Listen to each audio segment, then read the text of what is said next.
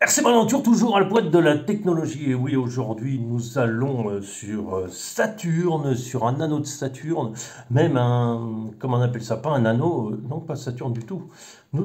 Enfin, on va nulle part, d'accord, parce que je me suis complètement mêlé dans mon truc. Donc aujourd'hui, on va parler pneus, on va parler rapidement du perçage des pneus. Voilà, donc on m'a déjà posé plein de questions. Est-ce qu'il faut percer ou pas percer les pneus? Bah, je dis, ma réponse est simple, hein, c'est en fonction du rebond qu'on a, on va devoir adapter. Plus le véhicule est léger, plus en fait il faut que le pneu soit mou. Donc on va partir plutôt, alors chez Proline, plutôt du Predator.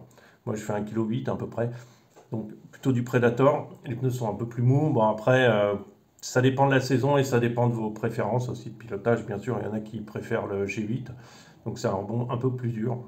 Mais c'est pas le problème, pas vraiment là. Après, ce que vous pouvez faire, parce que certains vont hésiter à est-ce que je perce, est-ce que je perce pas, à voir comment ça se comporte et tout.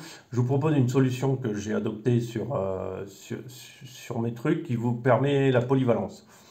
En fait, il s'agit essentiellement, vous faites, alors je ne pense pas que vous allez le voir bien, mais vous faites un trou dans votre jante. Voilà, à ce niveau-là. Déjà parce que ce sera moins exposé. De toute façon, il ne faut pas rouler dans l'eau quand vous avez les pneus percés. Et les jantes plastiques sont percées de ce côté-là aussi, hein, c'est pareil.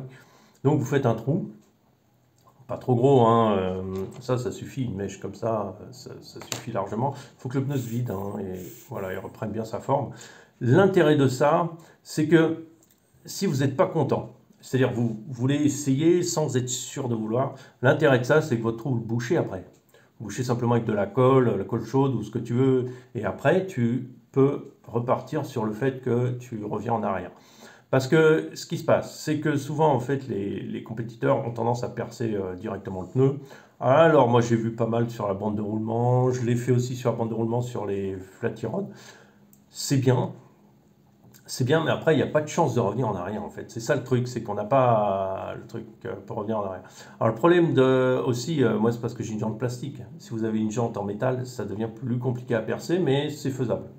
C'est faisable aussi. Par contre, allez-y doucement, hein, parce qu'il ne faut pas que le métal chauffe trop fort pour pas que comment dire, que vous perdiez, que vous changiez euh, enfin que vous perdiez la solidité du métal. Faire un tout petit trou, ça suffit. Préférez même deux petits trous là, face à face, tout petit, qu'un gros. Voilà ce que je voulais dire. Si vous hésitez, vous pouvez toujours essayer comme ça, si vous n'avez rien à perdre, c'est pas compliqué.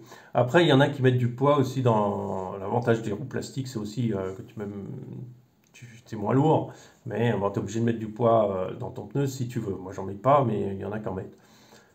C'est pas un problème d'en mettre, hein. De toute façon, le centre de gravité de tout ça sera toujours sur l'axe. Donc, si tu répartis correctement, sera toujours sur l'axe. Alors que ta jante soit lourde, ou que ça soit lourd, ou ça soit lourd, si tu en mets tout le tour, hein, ton centre de gravité sera toujours sur l'axe. Voilà. C'est tout ce que je voulais dire. C'était rapido, tuto précision pneu. Alors, le gros inconvénient de celle-là, c'est ces petites vis qui dépassent. Parce qu'en fait, on a tendance à un peu accrocher les rochers sur le côté. Voilà.